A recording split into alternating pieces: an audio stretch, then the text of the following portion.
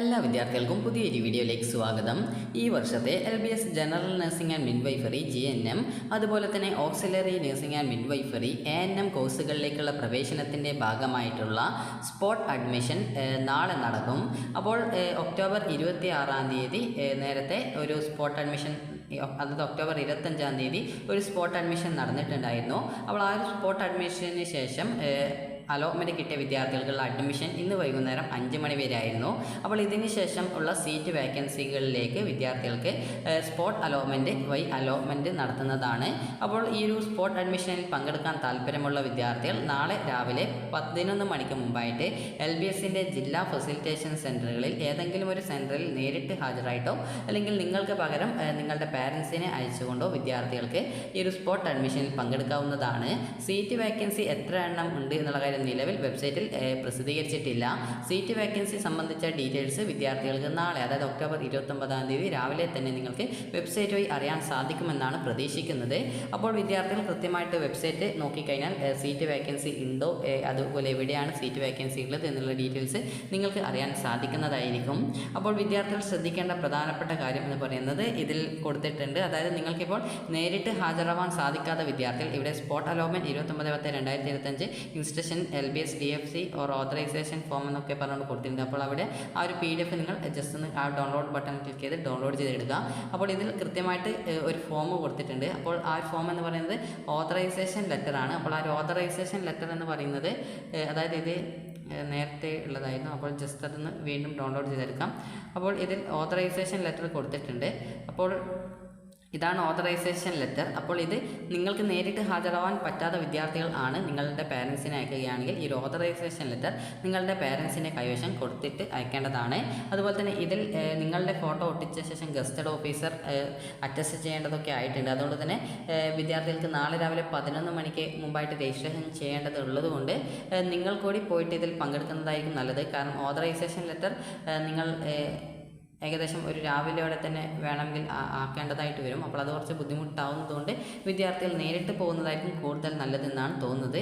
അപ്പോൾ ഈ ഒരു ഓതറൈസേഷൻ ലെറ്ററിൽ ഫില്ല് ചെയ്യാനായിട്ട് പ്രത്യേകിച്ച് വേറെ കാര്യങ്ങളൊന്നുമില്ല, സിമ്പിളാണ്. ഇവിടെ I എന്നുള്ള ഭാഗത്ത് നിങ്ങളുടെ പേര്, അതുപോലെ ഇവിടെ നിങ്ങളുടെ പാരൻറ്റിൻ്റെ പേര് എന്താണ് അത് എഴുതുക. അതിനുശേഷം നിങ്ങളുടെ ആപ്ലിക്കേഷൻ നമ്പർ ഇവിടെ എഴുതുക. അതുപോലെ തന്നെ നിങ്ങളുടെ റാങ്ക് എഴുതുക. അതുപോലെ തന്നെ അത് സ്റ്റേറ്റ് മെറിറ്റ് റാങ്കിലാണെങ്കിൽ സ്റ്റേറ്റ് മെറിറ്റ് എന്നുള്ള കാര്യം കൃത്യമായിട്ട് എഴുതുക.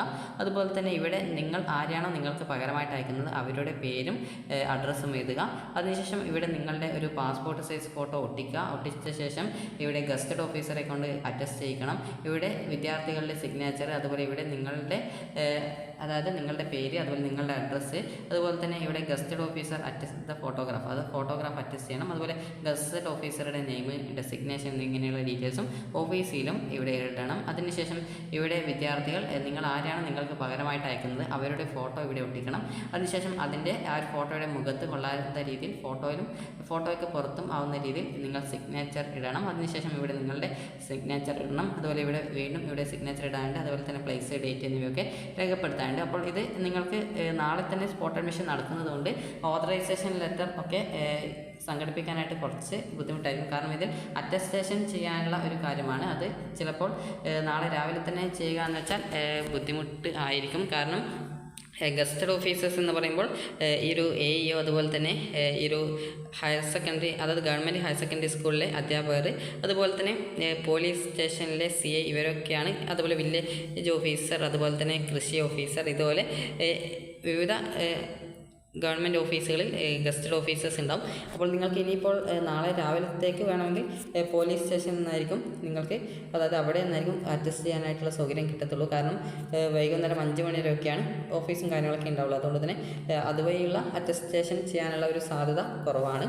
അപ്പോൾ അതുകൊണ്ട് തന്നെ വിദ്യാർത്ഥികൾ നേരിട്ട് പോകുന്നതായിരിക്കും കൂടുതൽ നല്ലത്. അതുപോലെ തന്നെ LBSൻ്റെ ജില്ലാ ഫെസിലിറ്റേഷൻ സെൻറ്റേഴ്സ് എന്ന് പറയുമ്പോൾ ടോട്ടൽ 12 ഉള്ളൂ. അതിൽ വയനാട്, ഇടുക്കി എന്നീ ജില്ലകളിൽ ഫെസിലിറ്റേഷൻ സെൻറ്റർ ഇല്ല. അതുകൊണ്ട് തന്നെ നിങ്ങൾ ഈ ഒരു ലിസ്റ്റിൽ കൊടുത്തിട്ടുള്ള ഏതെങ്കിലും ഒരു ഫെസിലിറ്റേഷൻ സെൻറ്ററിൽ പോകുന്നതായിരിക്കും നല്ലത്. അതായത് നിങ്ങൾക്ക് ഏത് ഫെസിലിറ്റേഷൻ സെൻറ്ററിലാണോ പോകാൻ പറ്റുന്നത് അവിടെ നിങ്ങൾക്ക് പോകാവുന്നതാണ്. ഇനി സ്പോട്ട് അഡ്മിഷനുമായി ബന്ധപ്പെട്ടുള്ള നിർദ്ദേശങ്ങളാണ്. സ്പോട്ട് അലോട്ട്മെൻറ്റിൽ പങ്കെടുക്കാൻ താല്പര്യമുള്ള റാങ്ക് ലിസ്റ്റിൽ ഉൾപ്പെട്ട അപേക്ഷാർത്ഥികൾ താഴെ അതായത് പ്രസിദ്ധപ്പെടുത്തിയിരിക്കുന്ന ഏതെങ്കിലും ഒരു LBS ഫെസിലിറ്റേഷൻ സെൻ്ററുകളിൽ രാവിലെ 11 മണിക്ക് മുമ്പായിട്ട് ഹാജരായി പേര് രജിസ്ട്രേഷൻ ചെയ്തിരിക്കണം. 11 മണിക്ക് ശേഷം യാതൊരു കാരണവശാലും രജിസ്ട്രേഷൻ അനുവദിക്കുന്നതല്ല. അതുപോലെ ഒഴിവുള്ള സീറ്റുകളുടെ വിവരങ്ങളും LBS വെബ്സൈറ്റിലും ഫെസിലിറ്റേഷൻ സെൻ്ററിലും പ്രസിദ്ധീകരിക്കും. നിലവിൽ അത് വന്നിട്ടില്ല, ചിലപ്പോൾ ഇന്ന് രാത്രിയോടെ വരാനുള്ള സാധ്യതയുണ്ട്. അതുപോലെ തന്നെ സ്പോട്ട് അലോട്ട്മെൻറ്റിൽ പങ്കെടുക്കുന്നവരുടെ റാങ്കിൻ്റെ അടിസ്ഥാനത്തിൽ അപേക്ഷയിന് ഒഴിവുള്ള കോളേജിലെ സീറ്റുകൾ തിരഞ്ഞെടുക്കാൻ കഴിയും. അതായത് നിങ്ങളുടെ റാങ്ക് അടിസ്ഥാനത്തിൽ വിളിച്ചിട്ട് നിങ്ങൾക്ക് ഏത് കോളേജിലാണ് അഡ്മിഷൻ വേണ്ടതെന്ന് ചോദിക്കും. അതിനനുസരിച്ച് നിങ്ങൾക്ക് അഡ്മിഷൻ എടുക്കാം. അതുപോലെ തന്നെ സ്പോട്ട് അലോട്ട്മെൻറ്റിൽ പങ്കെടുത്ത് അലോട്ട്മെൻറ്റ് കിട്ടുകയും ടോക്കൺ ഫീസ് അടക്കുകയും ചെയ്ത ശേഷം കോളേജുകളിൽ അഡ്മിഷൻ എടുക്കാത്തവരുടെ ടോക്കൺ ഫീസ് തിരികെ ലഭിക്കുന്നതല്ല. ആയതിനാൽ പ്രവേശനം നേടാൻ താല്പര്യമുള്ളവർ മാത്രം ഈ ഒരു സ്പോട്ട് അലോട്ട്മെൻറ്റിൽ പങ്കെടുക്കുക.